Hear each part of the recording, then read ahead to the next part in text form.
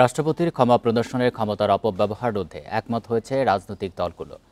জাতীয় ঐকমত্য কমিশনের আলোচনা শেষে কমিশনের সহসভাপতি আলী রিয়াজ জানান, এ বিষয়ে সংবিধানের ৪৯ অনুচ্ছেদ সংশোধনে রাজি হয়েছে সবাই। এছাড়া দেশের প্রতিটি বিভাগীয় শহরে প্রধান বিচারপতির বেঞ্চ গঠন নিয়েও বিএনপি সহ দলগুলো একমত হয়েছে। বান্ডেল থাকলে প্রতি সেনমানিতে টাকা বাঁচবে। বিকাশ সেনমানি বান্ডেল কিনে জিতুন প্রতি লেনদেনে। রাজধানী ফরেন সার্ভিস একাডেমিতে বৃহস্পতিবার জাতীয় ঐকমত্য কমিশনের বৈঠকে রাষ্ট্রপতির ক্ষমার ক্ষমতা অপব্যবহারের বিষয়টি নিয়ে একমত হয়েছে রাজনৈতিক দলগুলো।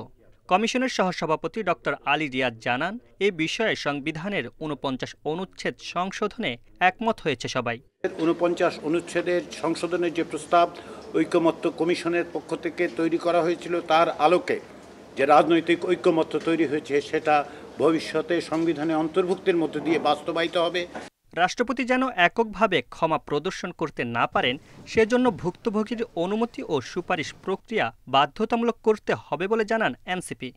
রাষ্ট্রপতির ক্ষমা প্রদর্শনের যে ক্ষমতা এবং আমাদের পেনাল কোডে বর্ণিত সরকারের ক্ষমা প্রদর্শনের যে ক্ষমতা আছে, সেটাকে আগের মতো করে না রেখে বরং নতুন একটি আইনের মধ্য দিয়ে একটি বোর্ড গঠন করে সেই বোর্ডের সুপারিশের ভিত্তিতে রাষ্ট্রপতি ক্ষমা প্রদর্শন করবেন। বৈঠকে আলোচনা হয় বিচার বিভাগের বিকেন্দ্রীকরণ নিয়ে। দেশের প্রতি বিভাগে প্রধান বিচারপতির বেঞ্চ গঠনের বিষয়ে প্রস্তাবনা পেশ করা হয়। যে সংবিধানে আমাদের ইউনিট একই ধরনের সুপ্রিম কোর্ট থাকবে এককেন্দ্রিক ঢাকায়, আর বিভাগীয় শহরগুলোতেও হাইকোর্ট বেঞ্চের সম্প্রসারণ করা হবে। বিএনপির স্থায়ী কমিটির সদস্য সালাহউদ্দিন আহমেদ জানান, বিভাগীয় শহরে হাইকোর্টের বেঞ্চ স্থাপন ও রাষ্ট্রপতির ক্ষমার প্রক্রিয়া আরও স্বচ্ছ করার প্রস্তাবে রাজি বিএনপি।